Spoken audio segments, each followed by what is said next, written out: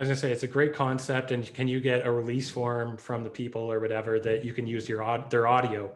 Like if the Oh, audio I is good, then maybe you could hear their voice too, kind of like yeah, Howard Stern or whatever, or something. It yeah, feels like that, but I love that concept of being able to call in, and because no one else is really doing that right no. now, so I thought that was something cool that you guys were doing. What's up, Yardies? Welcome to the show. Welcome to the Backyard Variety Tour. Welcome back. As always, I'm your host Ian Pozz, and today we're going to be having a conversation with the Morning Skate podcast.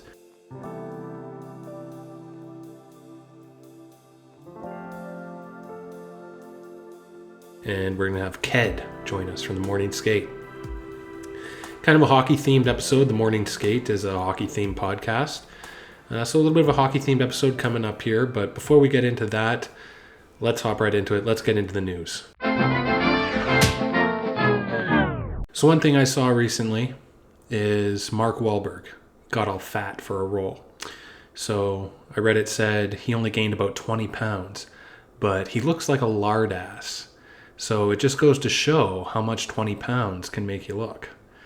Shredded Marky Mark versus sourdough Marky Mark. Does anyone remember when he posted his daily regiment that included everything, and how skeptical, I guess, a lot of people were of how much time he spent on each thing? I thought I'd submit kind of like my own daily regiment so you guys could see what I'm up to. Fill in the blanks for the amount of time it takes for each, but basically here's my daily regiment. Patiently waiting on my dreams to come true, hoping and praying one day that they do.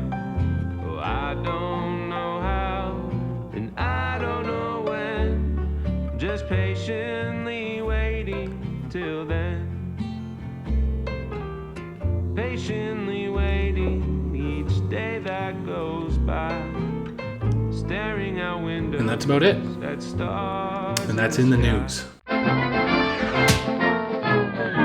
And as always, thanks to Russell. Without Russell, we wouldn't be where we are today. There was a time period there where I was getting Russell to do a lot in a very short period of time. So as always, thanks to Russell. Has anybody else noticed that the old days were better? Sure, we've got iPhones and our tweets and our Instagrams, but let's not forget the old days were better. And that's the kind of content that I believe in here. Okay, we're going to check out something new called the Corky Cam. The Corky Cam. Oh, there he is. The Corky Cam. And there he goes. All right, so that's the Corky Cam. Thanks for tuning in, and we'll check back into that next time. Oh yeah, so here's a ranting and raving. Free speech. Free speech still exists, except now it just costs your life. We as a society seem to spend far too much time trying to change other people rather than trying to change ourselves and our own way of seeing the world. The 50s was about the world's collar cutting circulation off to the brain. The 60s was about free thinking and experimentation, which bled into the radical rebellion of the 70s, to overdoing everything in the 80s, requiring us to pull back to an alt-minimalist culture in the 90s, to slow and steady in the 2000s, to overly hypersensitive in the 2010s. It's not even self-aware, it's unaware. Pretty soon our collars will be so tight like it's the 1950s again. Everything will come full circle. Time is a flat circle. You can only squeeze the life and freedom out of the people for so long. So don't let the glory that is free speech make you fear for your life.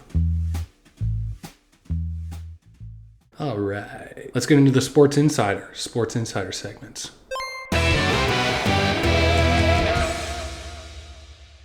Okay, welcome to Sports Insider segments. So basically what we're thinking about here, for some reason, I was wondering about leadership and things like that. And I wanted to get some books on leadership. And for some reason, it crossed my mind that maybe reading what NHL general managers read could be an interesting thing. So I Googled me this, and I found some article, from 2017, and all these managers and the books that they were reading. And it's about, like culture, signals, leadership, ego, all that stuff. Great stuff that you can translate to basically any management job except it's, got an interesting backstory. If there's an attachment to hockey, or the hockey people were reading it and translating it to their general manager position, stuff like that. So reading the GM books, did my research.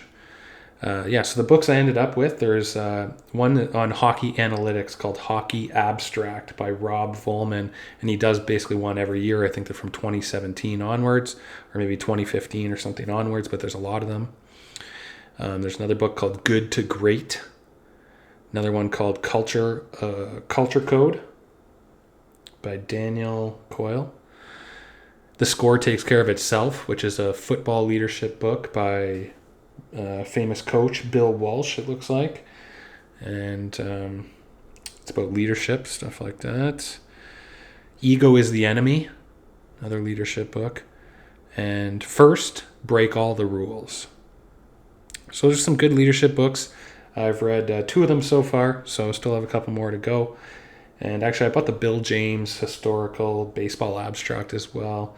Moneyball really interests me. Analytics really interests me. Analytics for this channel to an extent. Like when I think about this channel, I think about the Moneyball theory, where the Oakland A's had $40 million and the New York Yankees had $144 million, and they ended up at the same place. So how do you do that? How do I compete with podcasts that have put in more time and money than me, that have, bigger budgets than me, all this and that? How do I compete with having nothing? Essentially, that's mine has been have high production value, sound, video, editing, story, host. Canceled. Huh? I've been fired a few times, if anybody remembers, but I didn't leave.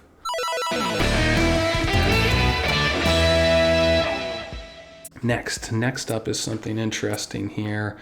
I was curious about goaltenders, and I was curious of the average age of goaltenders when they win the Stanley Cup. And I basically started from almost 21 years ago, because I had to include my Dallas Stars. So I included Belfour from 99. So I started at 99 with Belfour, who was 33. 2000, Brodeur, 27. 01, Waugh, 35. 02, Hasek, 37. 03, Brodeur, 30. 04, Habibulin, 31. 05, Ward, 21. 06, Jaguar, 29. 07, Osgood, 35. 08, Fleury, 24. 09, Niemi, 26. 2010, Thomas, 35. 2011, Quick, 26. 2012, Crawford, 28. 2013, Quick, 28. 2014, Crawford, 30. 2015, Fleury, 31. 2016, Murray, 22. 2017, Holtby, 28. 2018, Binnington, 25. 2019, Vasilevsky, 25. And this is the 2020 season. So the total comes out to 600 and something, 644 or something like that. And then the average is 28.9. The average age is 28.9 for goaltenders who win the Stanley Cup. So it is the more mature goaltenders who win. Lately, we've been seeing a trend towards younger. The past 2 years was Vasi at 25, Binnington at 25, Holtby at 28, Murray at 22. But before that, it was a lot of 30s, a lot of 28s, and past the 30s. Most goaltenders, hit their prime. I was a goalie. A lot of my friends were goalies. Most goaltenders would hit their prime, from like the 25 to like 30. 35 is probably pushing it a bit. There's not too many superstars who still play that late for goalie, but maybe 33, like 27 to 33 is kind of like the hot spot, it seems. Anyways, I just thought that was interesting because I know young players, it's different. Young players can come into the league and dominate when they're like 19. Crosby, Ovechkin, all these young players today too. Maybe they aren't winning cups exactly right now like McDavid, but they can come in and they can dominate an entire league at a young age. But goalies are older for some reason. They take time to mature and develop and get used to the league and blah, blah, blah. So anyways, I just thought that was interesting. And that's your Sports Insider segments. And now let's get into our conversation with the Morning Skate podcast. Yeah, thanks for being here, man. One little thing off the top, a little curveball for you. So without saying thanks for having me, welcome to the show and thanks for being here. I don't know how to respond. I'm glad I'm here. Is that good? Any response other than whatever, you know? Yeah, the classic. Oh, thank you so much for having me. Thanks for having me. Yeah. Thanks for having me. Hey, thanks for having me. Thanks for having me. So I see on your podcast it's KED. KED? Yeah. Yep. What's KED?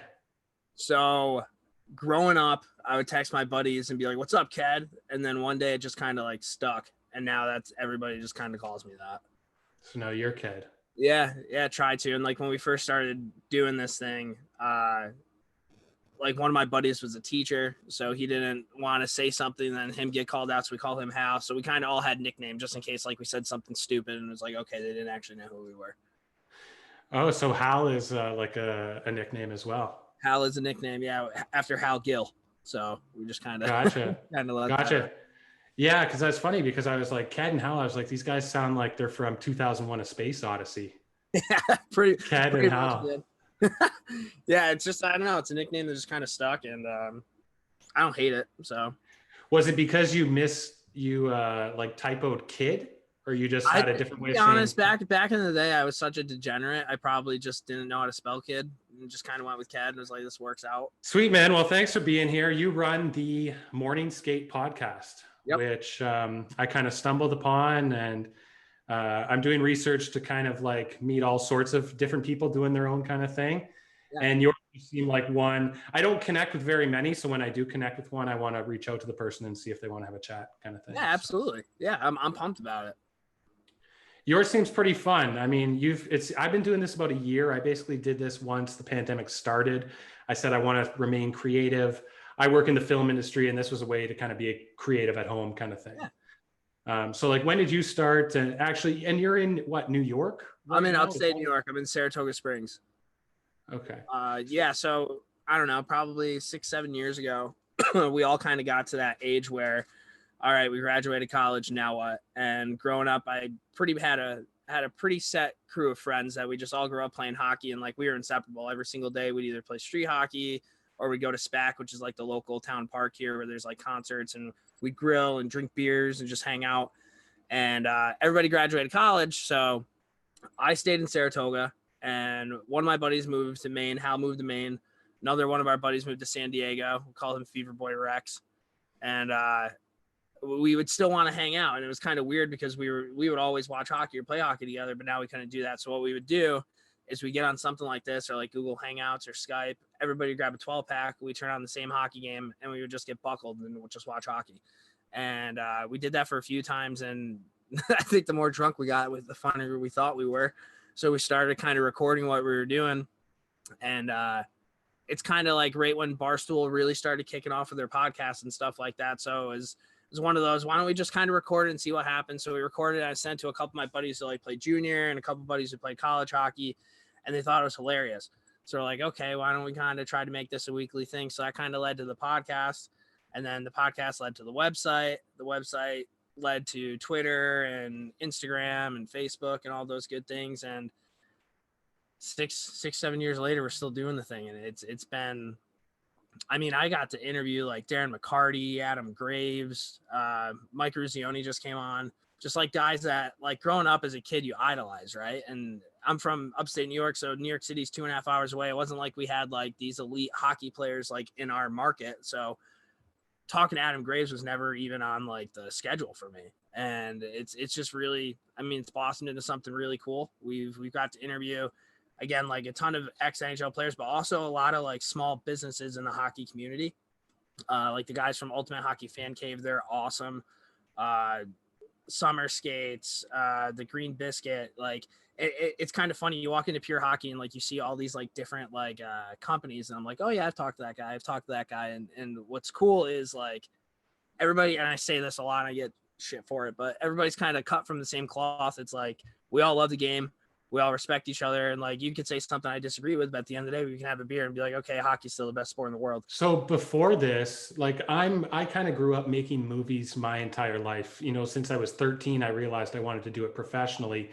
And kind of around that time, I was doing it for projects at school and everything. So were you like a tech savvy guy with editing and filming before? And how did you, out of all the people, how did you kind of end up with the being in charge of the role kind of thing? No, I would still definitely say I'm not tech savvy. I think it's just kind of you just do it and you plug away. I'm sure there's way easier ways to do the things that we were doing, but everything's kind of self-taught. Like even our website, like I built the website off of WordPress, and it's, I don't know. And in terms of just, this is just something I wanted to do. Like I've been obsessed with hockey ever since I was a little kid. I remember being like 5 or 6 years old and trying to go to bed, and I hear my dad scream, "Fucking hey, Messier," and I'd run out and be like, "What happened?" And the Rangers scored. And it was just, there's just something about the game, man. Like, and I grew up playing baseball. I was actually a way better baseball player. But to me, just hockey's like, it's mano y mano, man. It's like, who wants it more? Who's going to do the little things to get it done? And growing up, I wasn't like a skilled player. I was more of a third, fourth line guy on the penalty kill and stuff like that. And it's kind of like you become that heart and soul type player of the team where you just want to be with the boys. You want to make people laugh. You want to do the little things. Like if I can't score goals or toe drag, I'm at least going to try to draw a penalty or block a shot or anything along those lines. And I don't know. I'm obsessed with the game. Like, and the Rangers aren't even in the playoffs, and I'm watching every single playoff game, and just playoff hockey, man. If you don't watch sports or anything like that and you turn on a playoff hockey game, you can tell the intensity's there, and it's just so fast and it's hard hitting. And the game's definitely changed even since we started it to where it is now. But you still respect the players and you respect the game. And I don't know. It's just something that it just kind of happened. And then throughout the course, we had another buddy, BizDev, who's like really hopped on. He's really helped out in terms of contacting people, getting people to come on, spreading our message. And then like, you kind of take a step back, and it's really cool because like I might be putting in a lot of work, but like all the boys that I grew up playing hockey with play like some sort of role in this, and keeps us together in a weird way. But I wouldn't change it, man. It's really just, it's a surreal experience. Yeah, I've got a similar thing. Very tight knit group since we were kids. Always did everything together. Went through high school and university together as well. And when I actually never heard of Barstool before this, kind of before the pandemic, really. I was doing my own thing. I just never heard of it. But then once I was like, oh, it's like they're kind of doing like a reality show version of The Office, their own office kind of thing. The way they're filming and the way they're kind of, the cameras all over the place. I'm like, there's no production value to this whatsoever. They're just like putting the stuff out and creating this drama and stuff. And I was like, I could do this.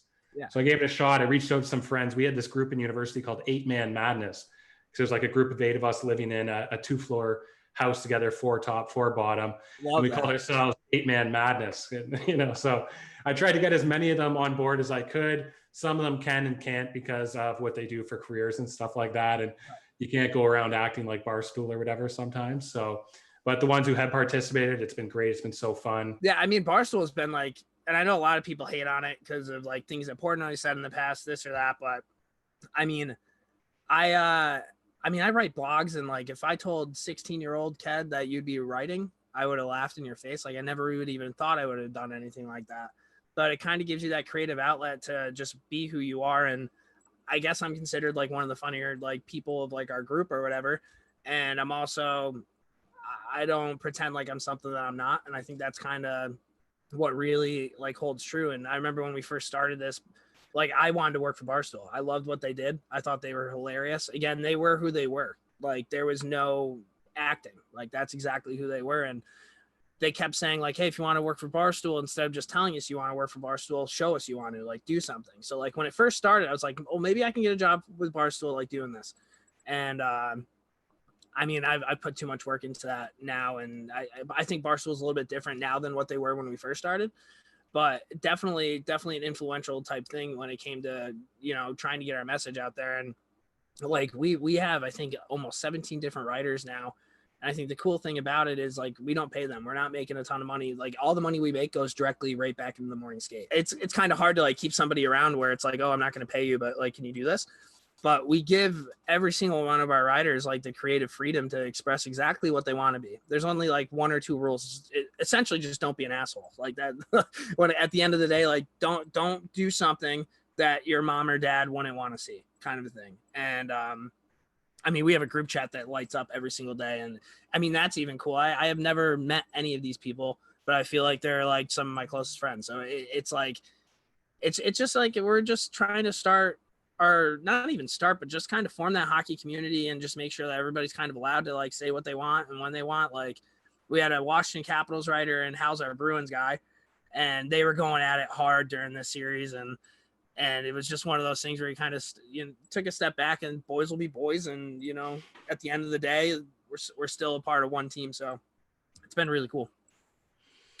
One thing that kind of actually got me started on this is not the denial from Barstool, but I did apply. A buddy of mine was like, hey, Barstool is looking for a Canada person, whatever, to do their content. And I was like, oh, whatever, it's downtime right now. Why not? You go out and do similar types of things, talking to NHL former players, whatever. It's awesome. Seems awesome. And then I actually bumped into, I just, other than saying, hey, but I bumped into Biz and Wit in Toronto. They were at some fancy restaurant. I was also there because I just finished a show. Once you finish a show, you kind of go treat yourself to a nice expensive meal or something like that. And I bumped into them, and I was like, oh shit. And then my buddy sent me this email. I'm like, I'm like, maybe I should, maybe it's, you know, and I didn't get it. And then I was like, oh, you know what, but I could still do this on my own. And I kind of started my own thing and just started figuring it out and going kind of thing. Yeah. And it's kind of, I mean, I don't know. I think I'd rather kind of work for myself than work for somebody else, because you kind of have that freedom to like do really whatever you want, I guess. And again, it's nothing against them. I think what they do, nobody has done before. And I don't think anybody kind of has the balls to do what they do, just because they are who they are. They don't care what you say. And like, I know Portnoy gets so many haters, but with the small business fund and just like all the other things that he did with the ALS bucket challenge and just like things throughout the years, I mean, back when Barstool first started, it was like the wild, wild west in terms of like, you can say whatever you want, do whatever you want. Nobody's going to say anything. Now we're in a world where like, you can't really do that. And of course, like you can look into anybody's past and look back there and be like, oh, you probably said or did some things that you weren't supposed to do. And they get hammered for it more than other people because they're in that limelight. Like they have that sector of the market kind of like it's theirs. But Biz and Wit, dude, the things that they've done with Spin Chicklets, and it's one of those things where I think Barstool knows what they have there, but if they really wanted and put all the money that they had in towards that, they would single-handedly capture the entire hockey market, just because of like the stories that they've had, the millions of dollars that they've had where they could go out and just spend it at casinos with the boys or like ripping it up. Like it's one thing. And I know that the NHL has like an ESPN deal next year or whatever. And I don't know what their contracts are, but I think Paul Bissonnette's one of the best people in the entire hockey community, because he knows what he's talking about. He's self-deprecating and he's hilarious. And he just seems like a really, really good guy. I actually have he worked with Soares Hockey like years ago, and he came out with a t-shirt line. His 4L squared, his fourth line for life. And I actually have a 4L squared tattoo on the back of my leg, because I was like, fourth line for life, that's all me. And I loved how like how self-deprecating he was, but at the same time, like, you know that you served a role, and you know that you love the game, and I think people respect that. So yeah, Spin Chicklets, they're on a whole nother level, man. So how did you decide on the morning skate name? Oh man, that's such a good question. It's kind of weird. So we all loved Friday Night Lights, like growing up, like the football show, and we would always skate on Sunday. So originally it was supposed to be the Sunday night skate, and that ended up getting changed around a little bit. And I think, actually, I can't say I think, so he hears this and I don't give him full credit, he'll bug. Fever Boy Rex, the guy that moved out to San Diego, he was the one who came up with the morning skate.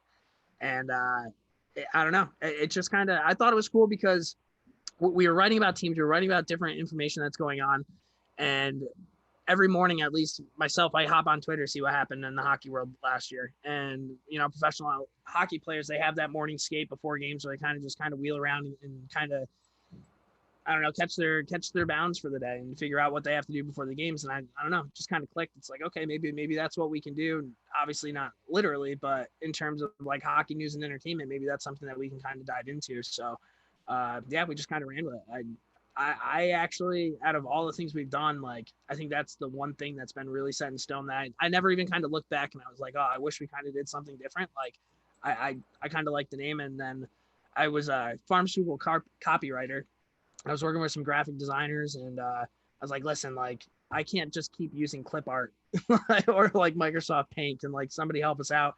So this girl, Julia, and this guy, Jason, they kind of helped us out with our graphics and all that kind of stuff. And I think they really came up with something that, you know, personifies us a little bit with our mountain background. We have one with like a lawn chair and a snowbank with like beer surrounding it. It's just kind of, we kind of want to be the people's podcast in a way. Like I didn't make millions of dollars playing in the NHL, but I mean, there's some pretty funny things that happen when you play club hockey or even beer league hockey. It's insane.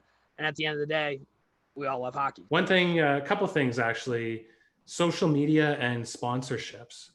So I noticed that there's a difference between Twitter followers, Instagram followers, YouTube followers. How do you measure everything? Like you have, are you doing this full time right now too? And like you said, you have 17, I know you have set whatever, a bunch of writers that are working for free, but even having that group of people and keeping it going and keeping things together, like. Yeah, right now it's full time because I'm going to end up being a mailman here in like a couple weeks. So that like all my life right now is kind of directed towards this. And it kind of became a thing where I was maybe going to the bar a little bit too much. And it was like, okay, let's kind of take a step back and kind of hang out at home a little bit. What can I do around here? And in terms of social media, I mean, Twitter's been huge for us. Facebook has been huge for us, but Facebook, we have like the least amount of followers. So like if I could somehow figure out a way to grow that into like a giant thing, I think you have it made. Instagram, I was doing social media for Death Wish Coffee for a little bit. And when I first started there, I learned tons about the metrics with Instagram and all those sorts of things. So I think like from the moment I started at Death Wish to the moment I ended at Death Wish, I was doing everything at Death Wish, but doing the exact same thing for Morning Skate whenever I get home in terms of like what, like different strategies, hashtags, all these different things. And I think like I was only at Death Wish for maybe 6 or 7 months. And I think we grew like 6,000 followers on the Morning Skate, just kind of just posting every single day. And it's just, you find consistent, engaging content. And if you love hockey, like you remember even the earliest moments, like for me, I'm a Rangers fan, right? But growing up as a kid, it was Colorado Avalanche and it was the Detroit Red Wings and how much they hated each other. And like Claude Lemieux and Darren McCarty and like those guys going at it. So when you have nothing to post, it's like, okay, well, what can I post today that, you know, that somebody might have forgotten about that was unreal? So it's just kind of, you keep going back to just random things. And I just love hockey so much that it's like, I can pick like literally a million different like memories of like old golds, like Pavel Bure, like Mike Richards in the shift, Milan Lucic eating Mike Komisarek alive at center ice. Like there's just different things that you appreciate from the game where like, it's kind of like that is a memorable moment, write that down, send it. And that's kind of what we've been doing. The one thing that's kind of weird in terms of tracking is the podcast. Like getting specific podcast analytics it's hard. Like I still don't really fully understand it. But we just keep sending it. And I think the number one thing is just consistency. Because when we first started this, like, yeah, we'd have some cool stuff, but then we'd go like a week or two without doing anything and then expect everybody to keep coming back. And I think the last like 2 years, we really kind of buckled down where it's like, okay, if we're going to do this, we're going to do this for real. Like we have to be consistent with it. And I mean, I think that's something that we've really grown. And we couldn't do that without our writers either. I mean, they're unbelievable. We have this one guy who writes for the Bruins, Adam Brownstein. I think that guy could write anywhere. Like I'm not a Bruins fan, but I read every single one of his blogs and it's like he picks out every like little big moment in the game and puts it in his own style, wraps it up. Like you can miss a Bruins game and read his blog and know exactly what happened that game, or at least exactly what you needed to know what happened that game. And we have another guy, Fink. He's our Dallas guy. He just loves Texas hockey.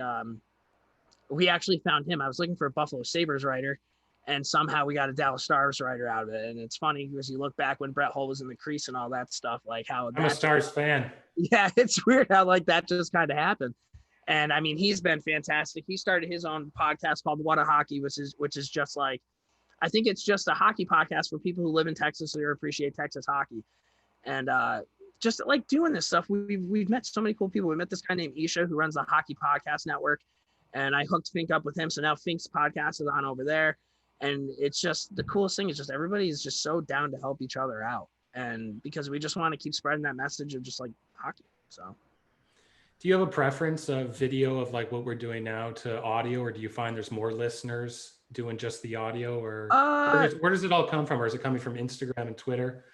I guess it goes a little bit both. With our podcast recently, we started a YouTube channel. We got on this thing called StreamYard, which it turns your podcast literally into a show. You can have banners. You can go live on Facebook, on YouTube, whatever you want to do there.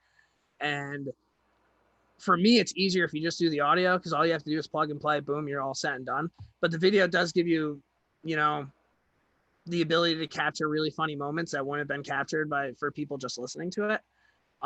Plus, like, again, we had a Ruzioni on, so whenever I'm bored, I can just turn that on, or if I'm having a bad day, be like, oh yeah, I talked to Rizzo. Like, that's kind of cool. Let's just press play here. You know what I mean? But I don't know. I think Instagram definitely, the video with the podcast and all the other thing definitely helped out there in terms of spreading our message, and it kind of personifies us, like, as people. It's not just a voice now. Now you kind of know what we look like, you know what our mannerisms are, things along those lines, and I think that goes a long way.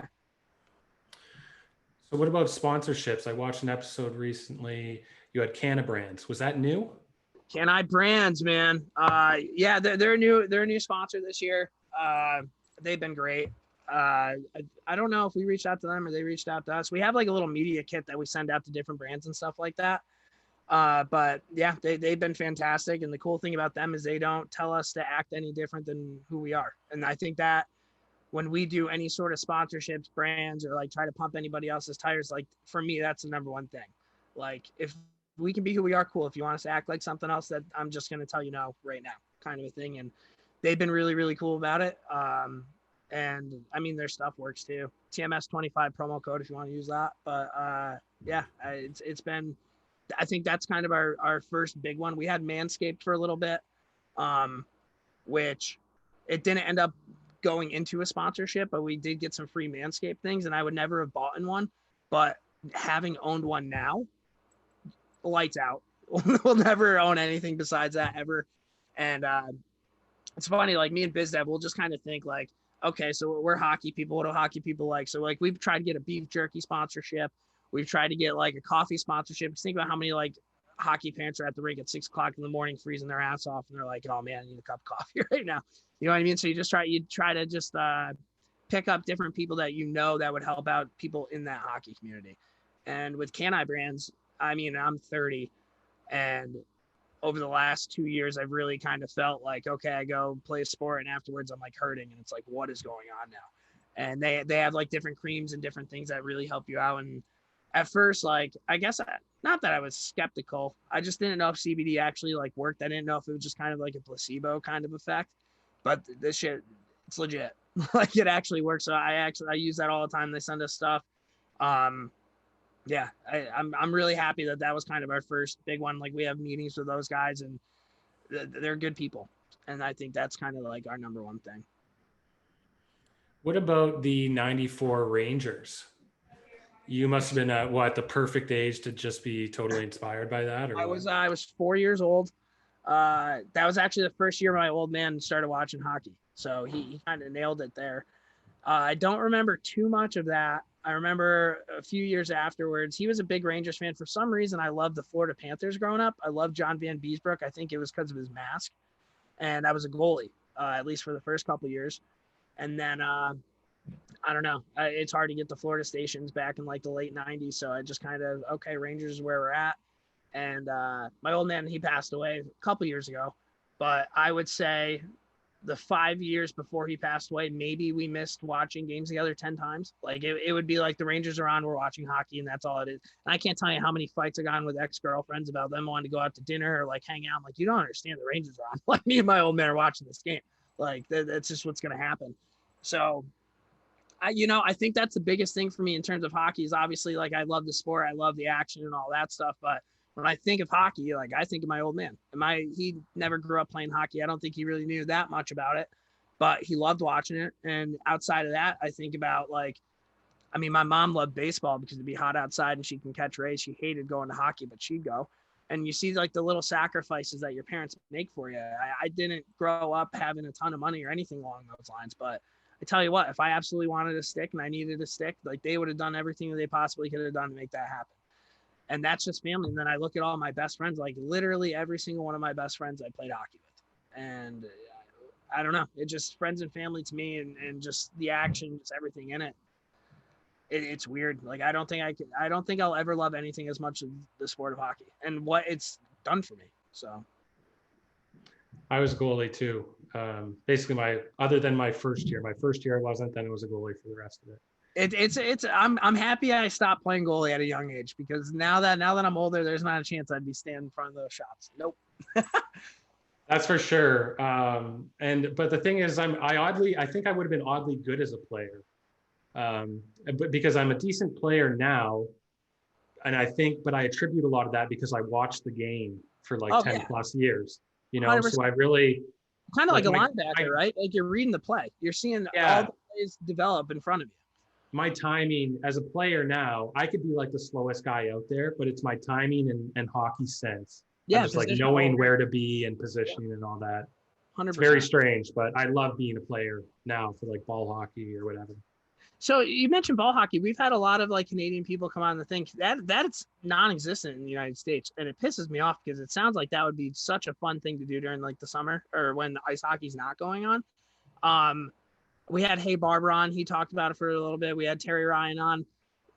That's like a regret for me. I wish that we had that around here because it's just another avenue of just getting together with the boys and playing a little hockey.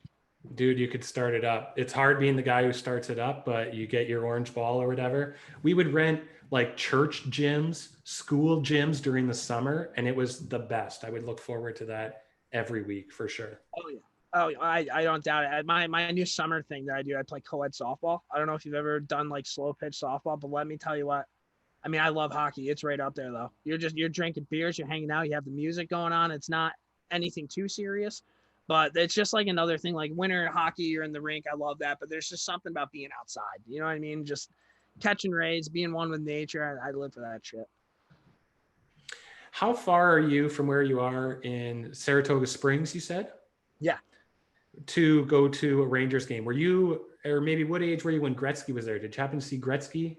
I don't think I ever saw Gretzky play. I mean, I watched him play. I never saw him in real life. It's like I think it's like a 2.5 hour train ride. So I'd get on the train either in Albany or like Poughkeepsie, and it brings you right to Penn Station. You walk upstairs, MSG's right there. I remember the first time I ever went to MSG, they lost to the Penguins like 8-2. Dale Puritan took like an egregious spearing penalty like 2 minutes into the game. I'm like, holy shit. I've gone down there a few times. I think my favorite memory, Rangers, Penguins, game 1 playoffs. Me and my dad went down there. Again, we didn't have like a ton of money. So like for him and I just to kind of dish that out and go and do it. And who scored? I think it was Derek Brassard scored maybe less than 30 seconds into the game. And Are these the Torch days? He was on the line. Had to have been. It was either him or AB because it was Brassard, Nash, I think. They were very good then. Brad Richards maybe even too for a little bit. It was fun. And what was also kind of cool, obviously we're rooting for the Rangers to win and everybody's so loud and everybody's an asshole there, but like they're your asshole. So it's like, all right, cool. We can do this together. But like even being able to say that I've seen Sidney Crosby play, like Evgeny Malkin play, like you kind of appreciate those little things, right? Like I would love to be able to see Connor McDavid play just because I don't think I've ever seen anybody move that fast on ice before. Yeah, I don't know what's going on there. For me, that's the biggest surprise is that Edmonton Winnipeg series. It's a different atmosphere when you're in that environment. And like, I had tickets and I had them lined up perfectly. The last game of the year last year is supposed to be Rangers Blackhawks. I got tickets. They were okay tickets, but I got them because either the Rangers weren't going to make I don't think the Rangers were going to make the playoffs. So it was going to be Lundqvist's last game. I'm like, I need to go to that. Got the tickets. Of course, COVID happens. Ended up not happening, but I try to do little things like that. I got to see Zuccarello come back when he left the Rangers, came back when he was on the Wild. That was a pretty emotional night. I just like doing kind of cool things like that. And I don't know. I think as I've grown up, especially when I was a kid, like I just hated teams because they were teams. Like any Boston team, I hated the Red Sox, I hated the Bruins, I hated the Islanders, I hated the Devils. Now that I'm older, I mean, I still hate those teams, but I've definitely learned to respect the players on it. Like Patrice Bergeron, I would give anything for that guy to be on the New York Rangers, right? David Ortiz, I would have given anything for that guy to have been on the Yankees. As you get older, you kind of realize that, I know you're supposed to hate the jersey, but it's really hard to hate some of the players that are wearing it. And I mean, my old man didn't share the same feelings. He would always bug on me. He's like, how are you rooting for Boston? I'm like, I'm not rooting for Boston. I just love the way Bergeron plays. I'm sorry. But you're impartial.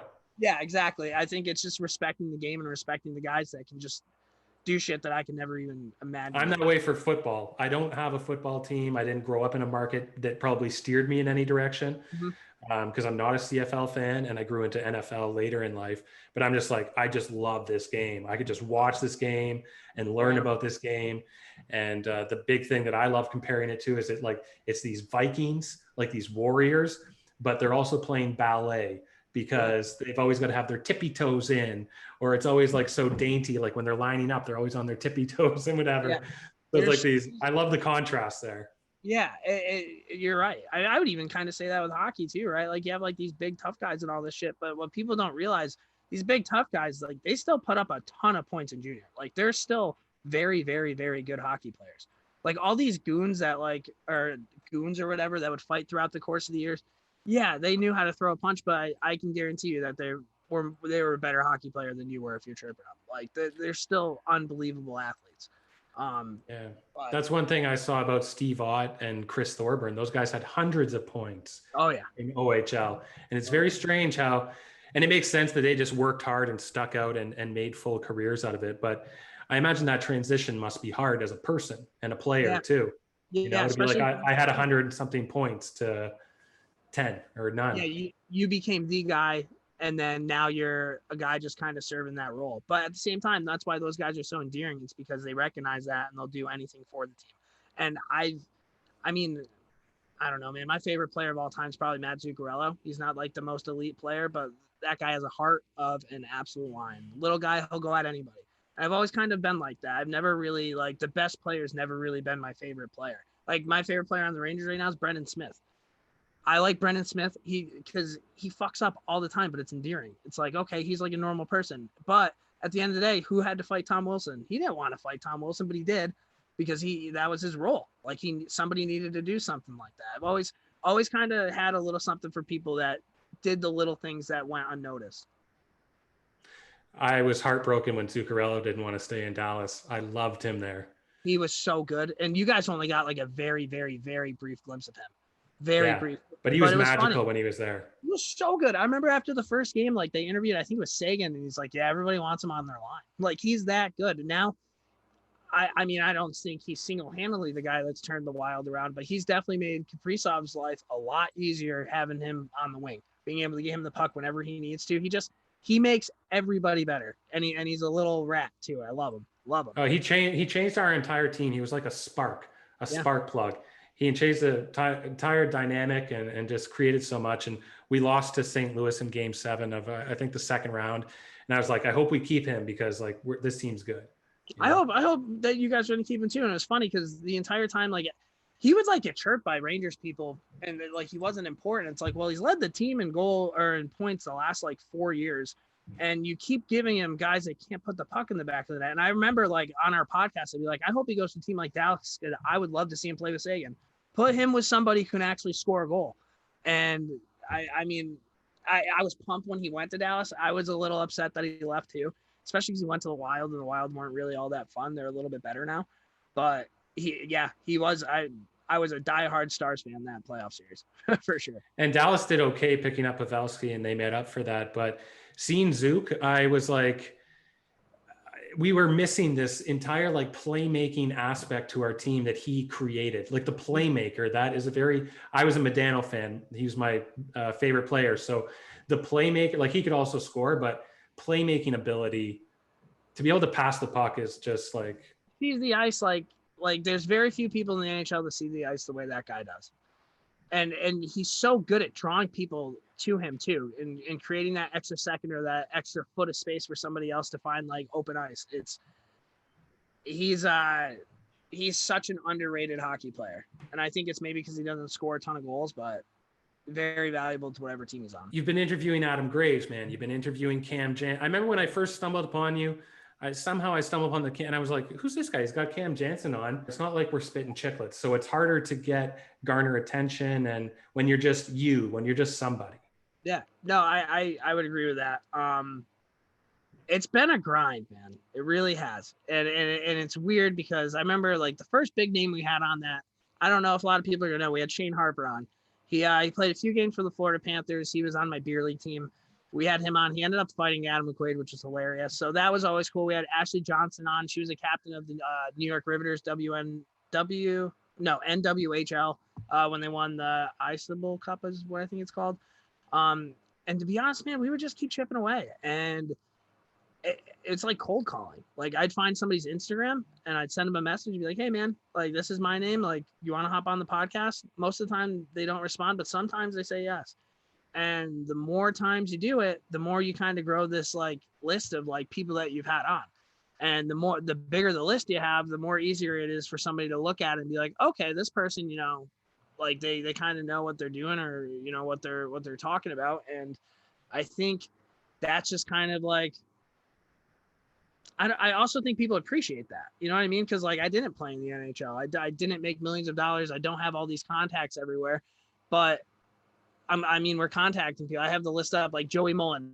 I knew somebody who knew Joey Mullen. We had him on the podcast. He was the first American player to score 500 goals. Kind of a cool flex. Vinny Trocheck. We found him, Sav, who is a member of the Morning Skate. She does a lot of PR stuff, and that's one of her clients. He was able to pop on. That was cool because he was like one of our first active NHL guys. Pavel Barber, he was huge. That was an Instagram message. Linda Cohn, that was really, really cool growing up, ESPN, and like she loves hockey. So any opportunity I think that she's given to like talk about it, she'd pop on. I think that's how we got John Butchcross. I think Butchcross saw that Linda Cohn was on the podcast. Ron Duguay, I think he just loves to talk and he loves knowing that people listen to him talk. And then we worked with Company 39 and Torch Pro, and they're going to end up taking over the hockey world, I think, too. It's Joe Pavelski co-founded company. I think they're really kind of serving into, it gives you kind of like the backstage of like who your favorite players are. And we had Casey Bellamy on, who won an Olympic gold, their brother Rob. And I mean, those keep your head out for those guys. But it just, you just keep messaging people. That's all it is. And again, you grow that list and you get to a point where, I mean, Cam Jansen was really cool. Like that was like a pretty cool moment. Riley Cote was cool. Brandon Yip, loved him. Buzz Schneider, I'm pretty sure if we didn't have Buzz Schneider, we wouldn't have gotten Mike Ruzioni. Theo Fleury was definitely a pinch me moment, kind of being able to talk to that guy, because growing up, man, that guy was hell on wheels. Like he was a fun hockey player to watch, and being able to talk to him, it was kind of like a Zuccarello. Yeah, seriously. And I think the coolest thing is that none of these interviews have even been like awkward. Like you would think like some of them would be, oh, I don't know you, I'm just going to start asking you questions. But before we interview everybody, I always tell them like, listen, like if you say something that you like kind of look back and you're like, oh shit, I shouldn't have said that. No ifs, ands, or buts. We'll take it out like 100%. And I say that because I want it to be the most genuine interview that we have going on. I don't want you to think like, oh God, like whatever. Like let's if we're going to do it, let's do it right. Terry Ryan was really cool. Jillian Kemmerer, she's the KHL queen, kind of like what I call her. She's unbelievable. If you're into like the KHL, she is next level, like next level. And I know that's what she's into. I wish she'd get into the NHL, because if she got into the NHL, the world would be hers. But yeah. And what's funny, so we had a Ruzioni on. Never thought that we would get Ruzioni on. So we actually contacted the actor who played Mike Ruzioni on. And we had him on the podcast before Rizzo came on. And like, he was super cool, like telling us what it was like filming Miracle and all the stuff that they had like to go through that. We just kind of reach out to people that I think that we would love to hear their story. And there's a ton of people, like you mentioned you were a huge Madonna fan. I literally sent him an email this morning with our media kit being like, hey man, get on the pod. When's the last time you've heard from Mike Madonna? Like what are all these legends that were so big into the game that you haven't heard from? Like, what are they doing? And why aren't they talking about their careers? Like, I would love to hear, like Ziggy Palffy. I'd love to have Ziggy Palffy on. He was unbelievable. Just like these weird players throughout the course of NHL history that like, I would love to hear from them. So that's kind of what we're doing, to find different contact information. We send it out and hopefully they say yes. When Chicklets had Shane Corson on, I was like, this is the era. These are my guys. It's too bad you can't have Shanahan and Yzerman on too, right, and stuff like that. But that was the whole era. Even other guys, from those times, like whoever. You said Ziggy Palffy, Larry Murphy. I don't care. Just get anyone from those times. Okay, like 100%. And like we've talked to Shane. I think Shane's going to end up coming on the podcast at some point. But you just contact people because you don't want their stories not to be heard, man.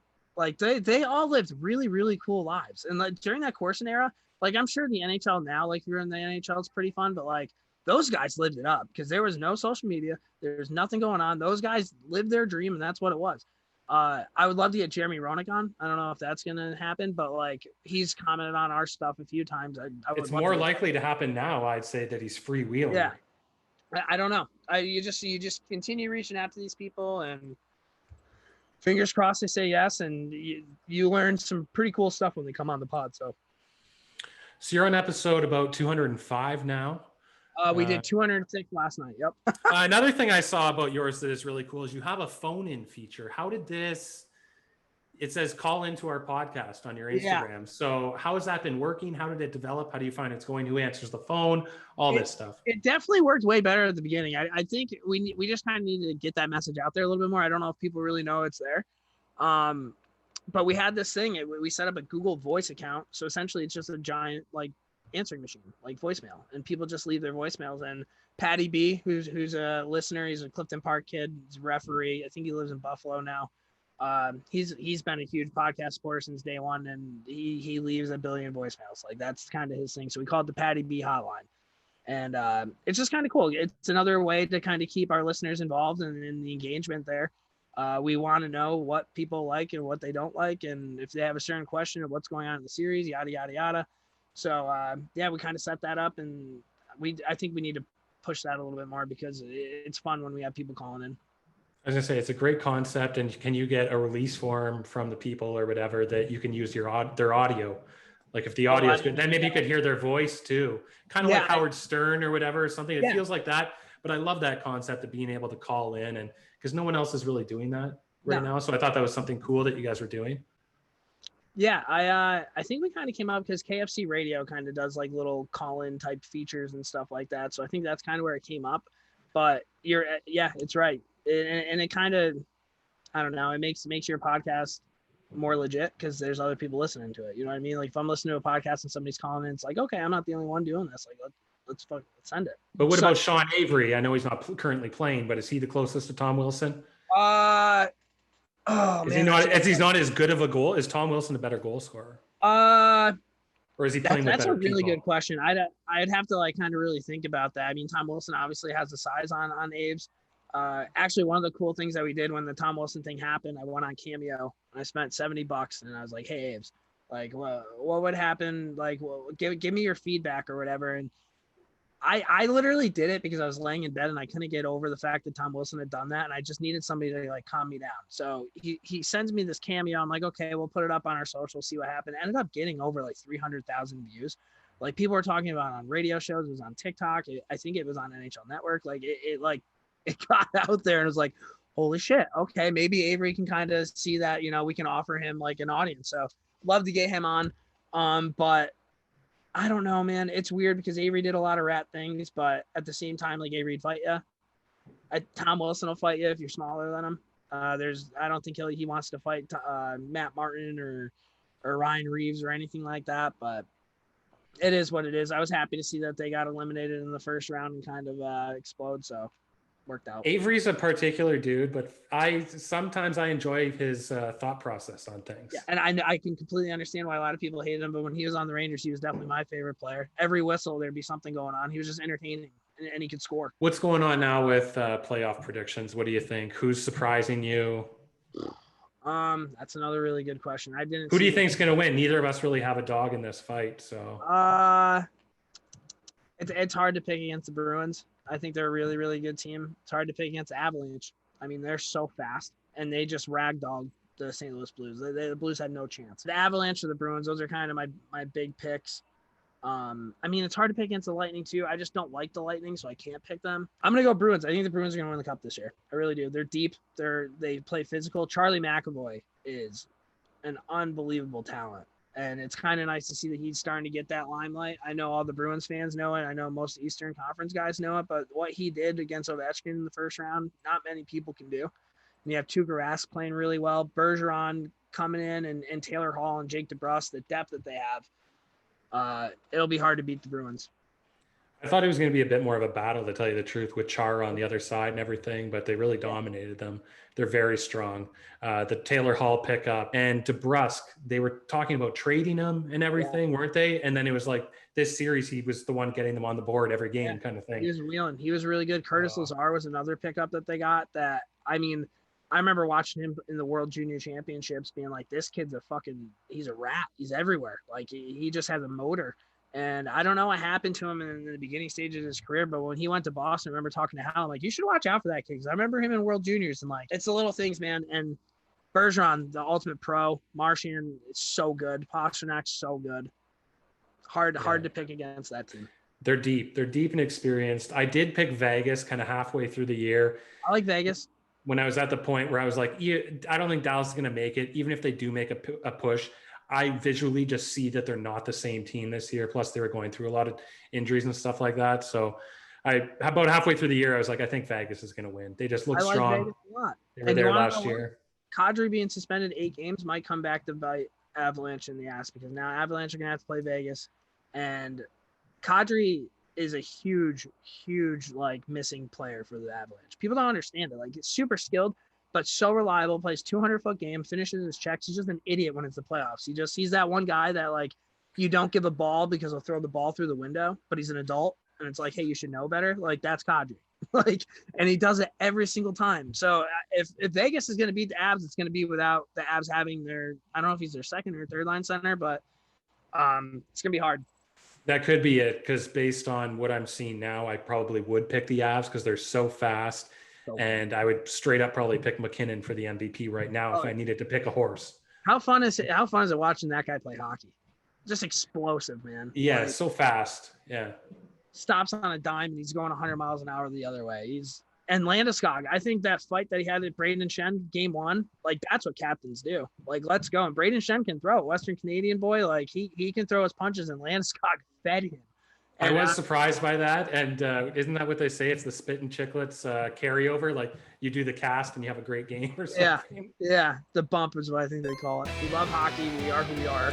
And I think some of my favorite times is like after a beer league game, like everybody's just having a couple beers and we're all just hanging out. We're just talking about what just happened, or like how everybody's week sucked at work, or anything along those lines. Like, those are some of my favorite times. Like, I mean, obviously I love playing hockey, but like, I can't wait for the game to get done just so we can have some beers and like talk about what's going on. You know what I mean? And I think that's kind of like what we wanted our pod to be like. We want people who can like relate to, to us, not to guys that didn't make millions of dollars playing in the NHL, but guys who are obsessed with the game of hockey.